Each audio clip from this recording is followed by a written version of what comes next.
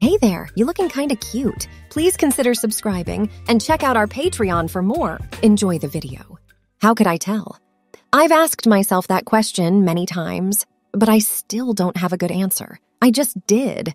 Even though we hadn't seen each other in over 40 years, I knew who he was as soon as I saw him.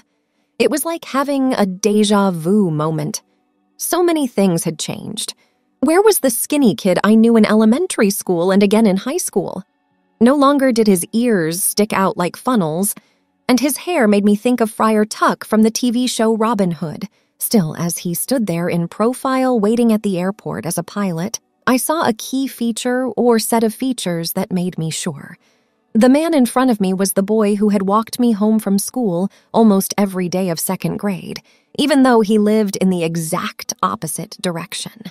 For a moment, my mind was filled with memories of him galloping around the play yard, hands on his thighs like a horse's hoofbeat, snorting and whinnying with the rest of us, the only boy in our little herd of maybe 8 ponies. And I thought about how much I missed him in 3rd grade, when boys and girls were no longer allowed to play together. They also split 3rd grade into 2 classes with different teachers. On top of that, he couldn't walk me home every day. Sometimes, like when his Cub Scout den meeting was between my ballet classes, he had to go straight home. But whenever we saw each other, we always waved. And he wasn't there when the 4th grade started. Someone else was living in his house. But for the whole year, every time I had a ballet performance, I thought of him. Standing in the corner of our garage that my dad had turned into a mini studio with a floor-to-ceiling mirror and an 8-foot-long bar trying to learn the basic positions. In my old dance dress. I had just gotten a new one for our next show, and I couldn't wait to use it. He saw me at home, as he always does, and I asked him if he'd like to come in and see it. Yes, you're right. I didn't realize it, but I thought of him as one of the girls instead of a boy. He also didn't act like a child. He was really interested in it and said how nice it was. I asked him if he had seen the one I had before. Not at all. I took him out to the garage and took it out of the box where it had been put. He looked at it longingly and said that the deep blue color was his favorite. I didn't even think about whether a boy should be wearing a girl's ballet costume. I just asked him if he wanted to try it on. He hesitated, which was my first clue that we might be going into his territory, but he did say yes. We tried to put it on over his t-shirt at first, but the zipper wouldn't work, so I told him to take off the shirt and give it another try. The length was just above his knees, so it fit him well. Instead of giving it to the Salvation Army, my first thought was to ask my mom if he could have it. "Can you roll up the legs of your jeans so they don't show?" I asked him. He did, but it made it look a little silly. I didn't tell him that, but I could tell by the look on his face after he did a little spin in front of the mirror that he knew. "Want me to open it back up?" I asked. But he wasn't ready to take it off yet, even though it was clear that he didn't like how things looked. Barbara, I have cookies and milk out on the kitchen table," I heard my mother say from behind me. Poor Eddie. I still remember how he looked like a deer in the headlights. Maybe it was a good thing that he was frozen in place because he was so scared. If he had tried to run or hide, it would have looked worse. But Mother was so cool.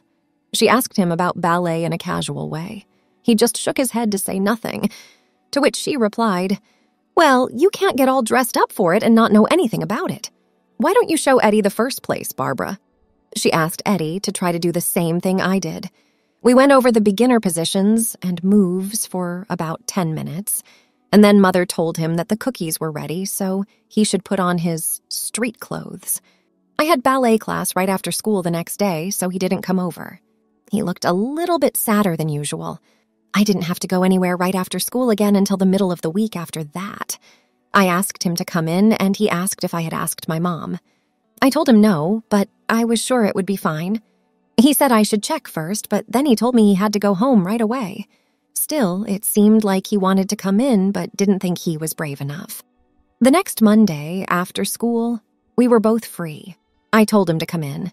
Mom made each of us a small piece of shortcake with strawberries on it. After our snack, I asked him if he was interested in learning more about ballet. His answer was yes, but he was still unsure. So I took him into the garage and showed him some stretches he'd need to know.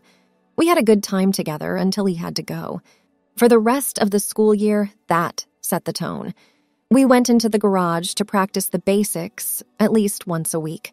I made him put on an old pair of my satin slippers that went with the old costume so that his big sneakers wouldn't get in the way of his movements.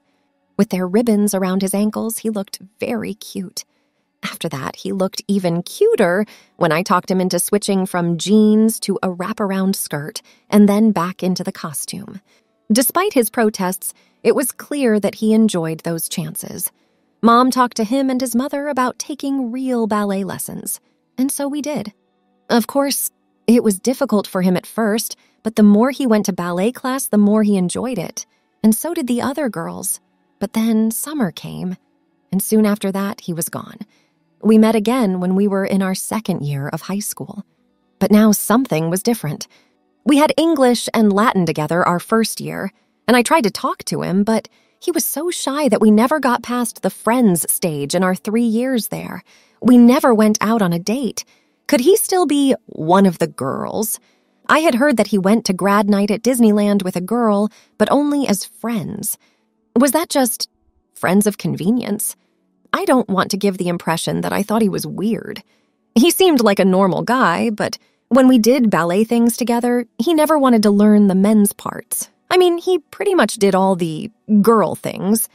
During our senior year, he had 2 cars. The first was an old Ford coupe that should have gone to the junkyard a long time ago.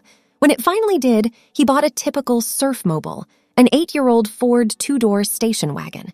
He was in the school band and took the auto shop lessons. He was also on a sports team at his church, and instead of going to school dances, he went to theirs. During his last year of high school, he also worked. Most of the time, he just seemed very shy. He was just like any other guy, all business and as brief and direct as possible. It was a good thing that he was so interested in what he was saying. I would have felt bad if he saw me looking at him so closely. There were small things that stood out to me. Most boys his age had eyebrows that were pretty bushy. His weren't. Even though they weren't thin like women, they looked like they were well taken care of, if you know what I mean. I turned around so I could see his left hand. Yes, there was a strip of white skin that made it clear. He had been married, and maybe was still. I didn't really think so. A pilot's lounge is not the place for a guy to try to pick up women. That left divorced or widowed as the only options. Either way I thought about him, I felt sad for him. He looked like he was still a good person. You understand what I mean? A person's age usually shows how they've dealt with life. He didn't have that hard look that I had become all too familiar with. My ex-husband looks much older than he is, which I thought was because of how angry he was. During the first 15 years of our marriage, he was the perfect man of velvet and steel husband. He was supportive of my role as the mother of our 3 children and encouraged me to develop my talents. When our youngest started high school, he was also supportive of my efforts to go back to work, until I started making more money than he did. When he left, which was the day after our baby turned 18, he said I didn't want a husband, I wanted a wife. Well, maybe I did. At the very least, I wanted a husband who would back me up when I was doing something I loved and was good at. Anyway, while I was daydreaming, I kept looking at the boy or girl that I knew from the past. Right in the middle of his earlobe was an odd place for a dimple. He might have gotten his ear pierced in the past. I wondered how he had been as a husband or wife. Is the other one also pierced? This is his right ear. I had to stop picturing him with 2-inch gold hoops in his ears, his hair in an updo, his face made up, and wearing a 50s-style shirtwaist dress. He would be the perfect wife for a high-powered executive like me. His jaw wasn't so sharp that he would look strange with soft waves and curls in his hair.